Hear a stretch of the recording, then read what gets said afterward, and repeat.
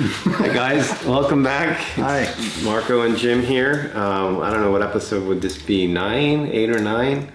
By now, you guys know what we're up to here. We're trying to do some reaction videos of men's and someday maybe women's 4.045 here in the USTA League in San Diego, Southern California. Say hi, Jim. Want to introduce yourself again? Hey, thank you, Marco. It's a pleasure being here, guys. We've been having fun with it, and I hope that we continue with that. I know that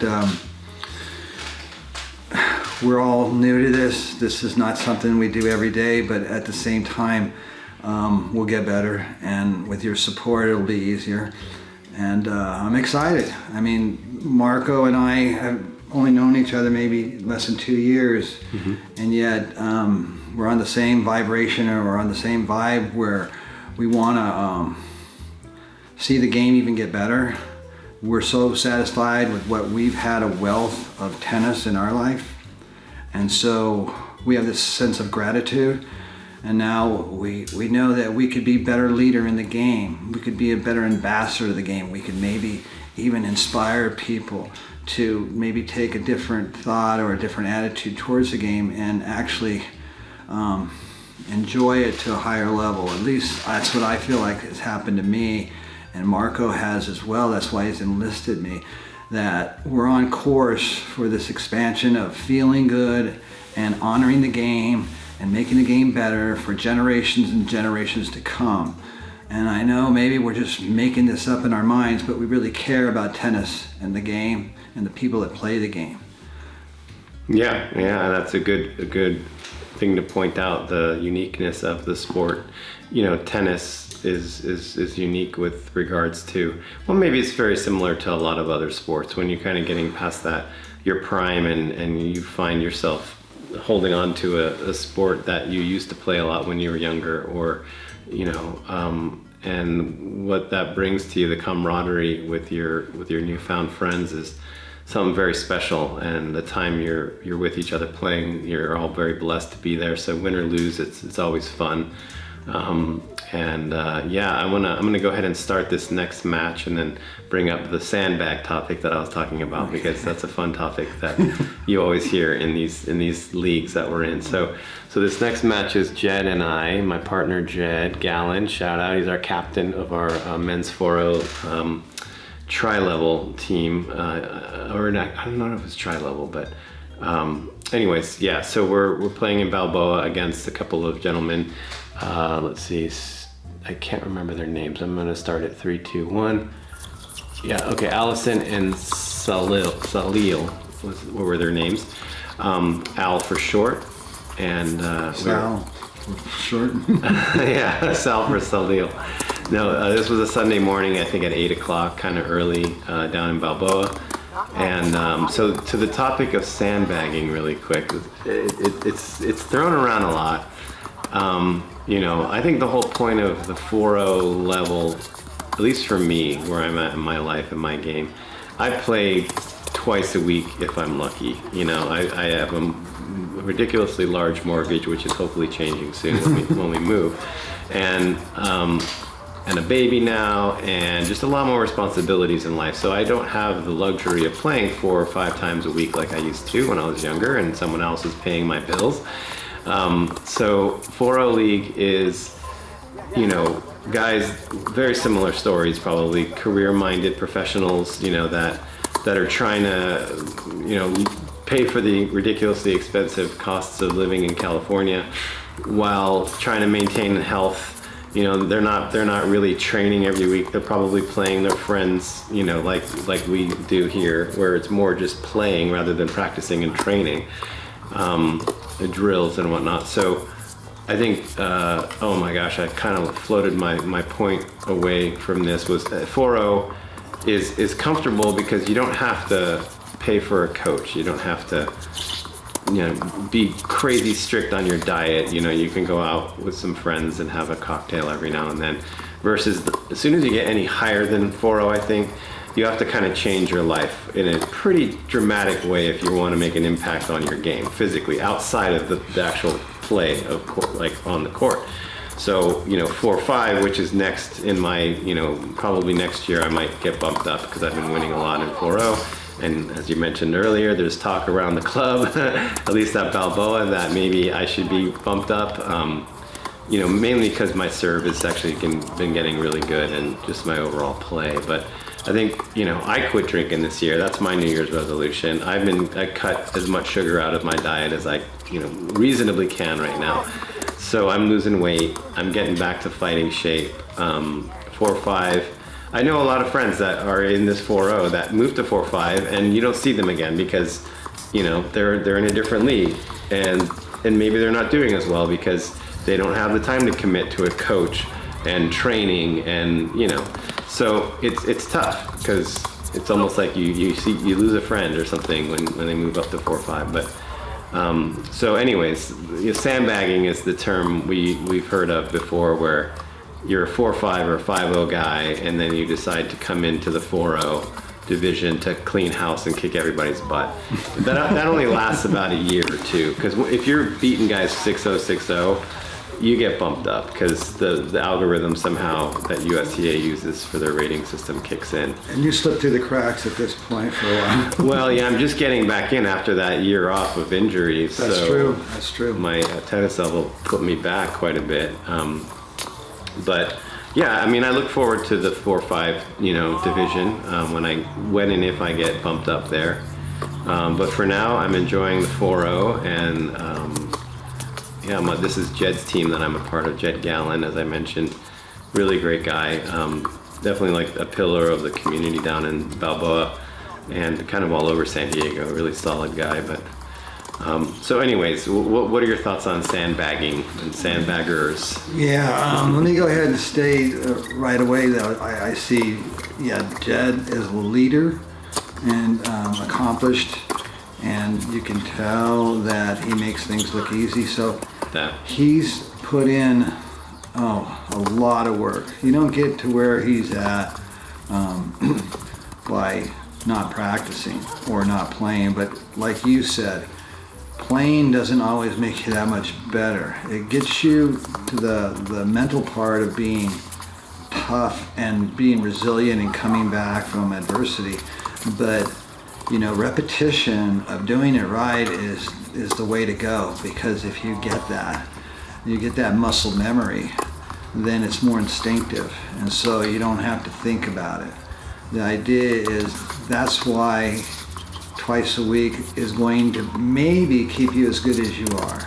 I always tell people, if you play once a week, you're going to continue to get worse. If you play twice a week, you'll stay as good as you are. If you play 3 times a week, you're going to get better than you are. If you play 4 or 5 times a week, there's no way you can not get better. Yeah. And so sometimes it's boring. Practice is boring. Guys always complain when I was coaching college that they were busy, they had to do other things, but then their game wasn't sharp.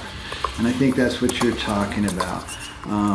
As far as sandbagging, I guess guys that feel this need to be superior all the time, would put themselves in a smaller pool of people, and then they can dominate. They don't want to reach out beyond that, because all of a sudden now they're exposed and they're not as good as they really think they are.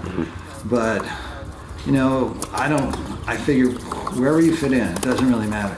A lot of guys are not as good. They're trying to pull themselves up. They're struggling all the time, but they don't care, because it's worth the work and the fight to get to that place.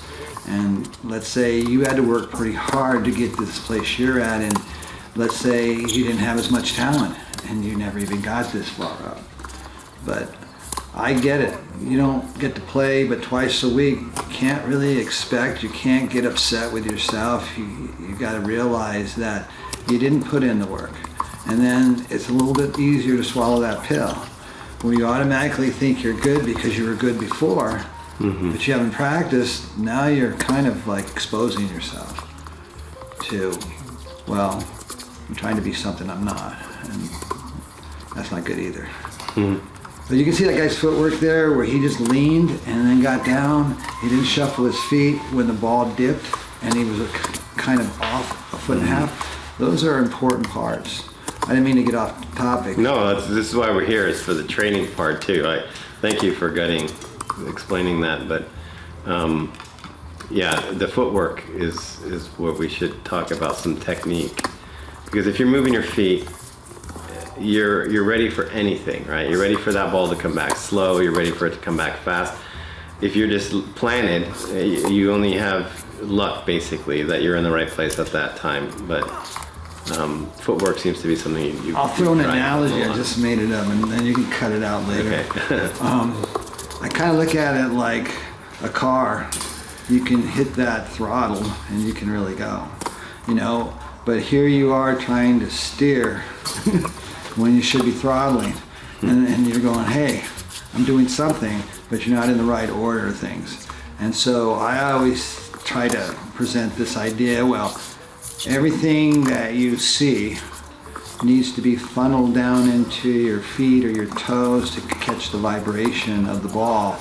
And then as you're moving through space and time, you acclimate to a better platform, and then the swing seems more natural.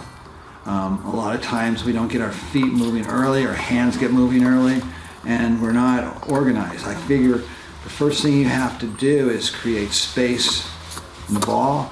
You want to load your legs and get separation with your strings to the ball. Those are just fundamental things, but if you're fighting to do those things, you're going to be ready for a ball, and you're going to cut down your mistakes.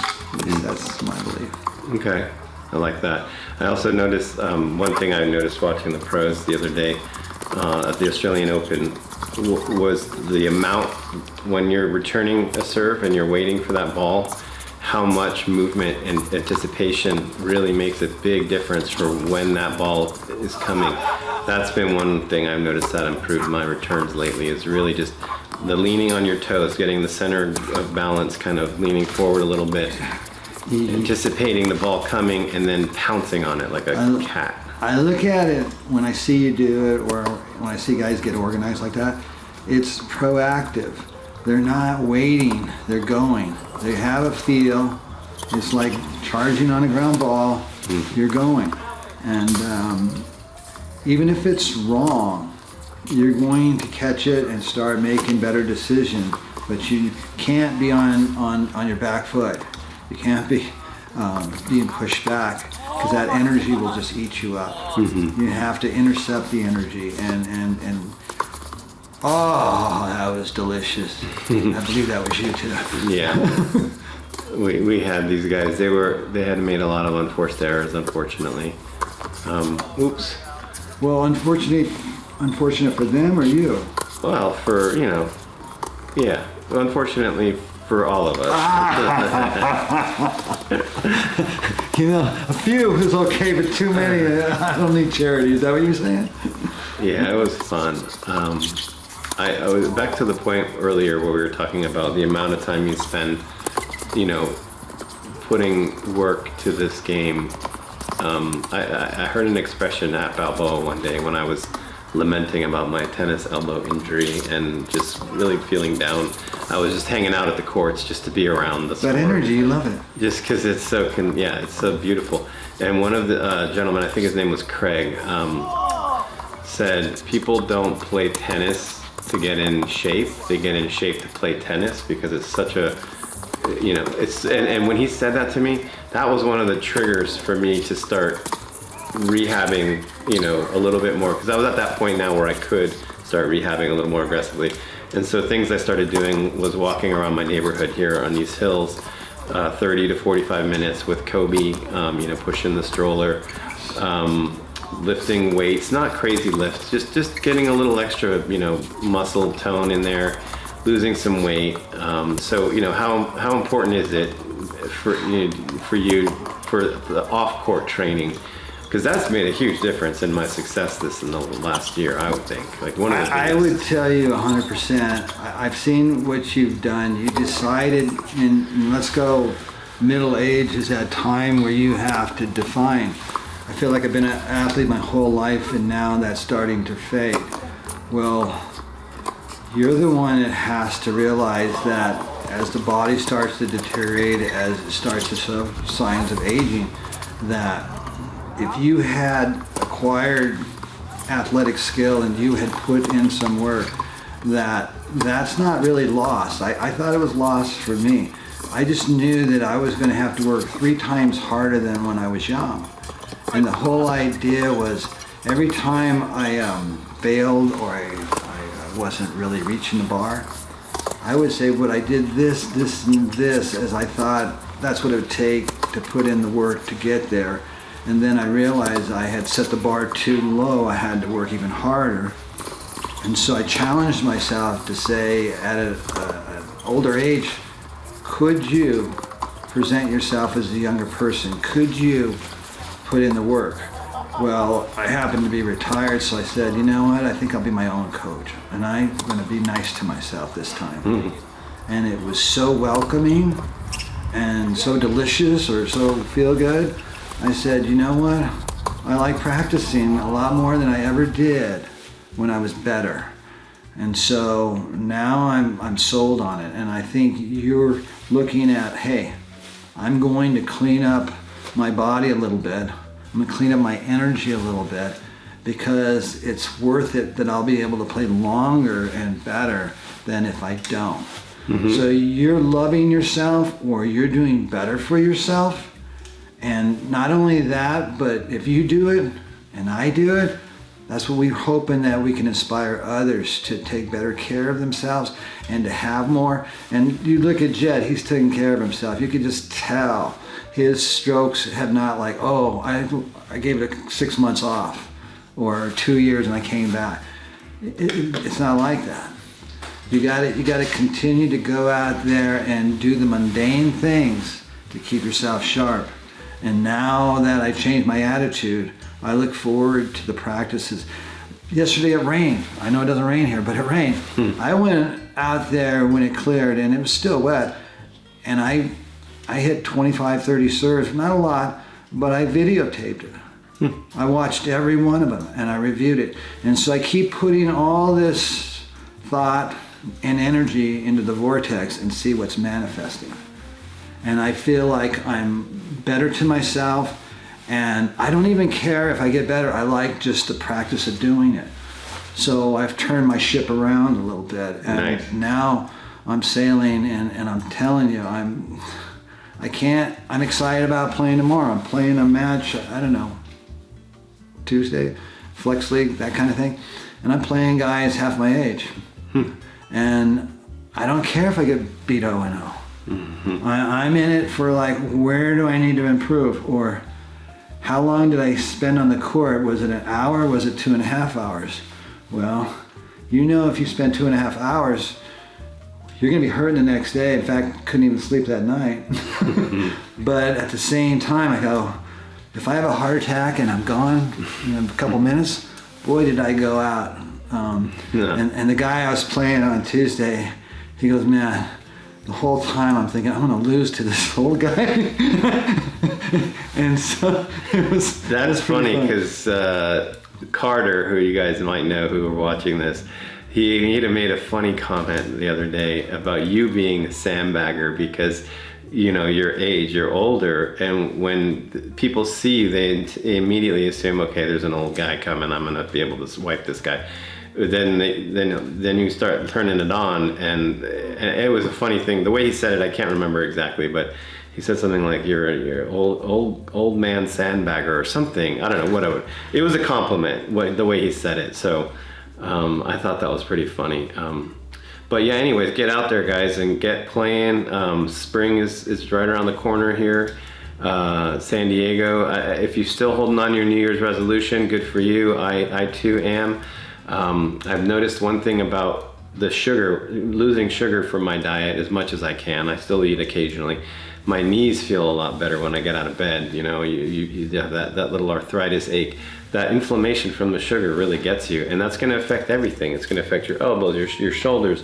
We're just at an age now where you know, cut that stuff out, and you will notice an improvement in your game, because you won't feel that pain while you're playing. You know, you don't feel the pain later that night, which makes you regret playing. And then anyways, there's so many different spirals. Well, I think the main one I hear from you though is much improved energy overall.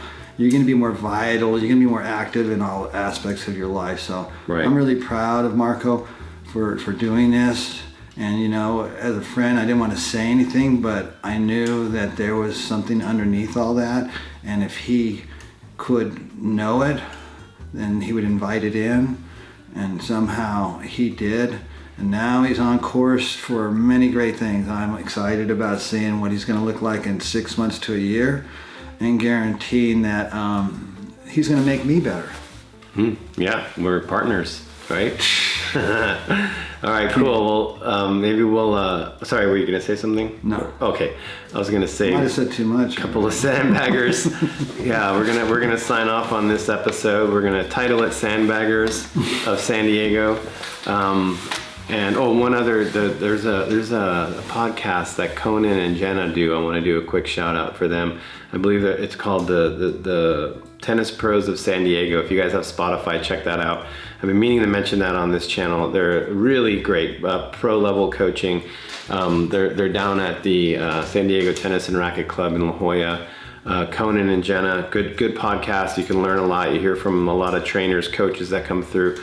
Someday we'll be at that level, but for now, thank you for watching, and we'll see you on the next one. Appreciate you guys. Thanks.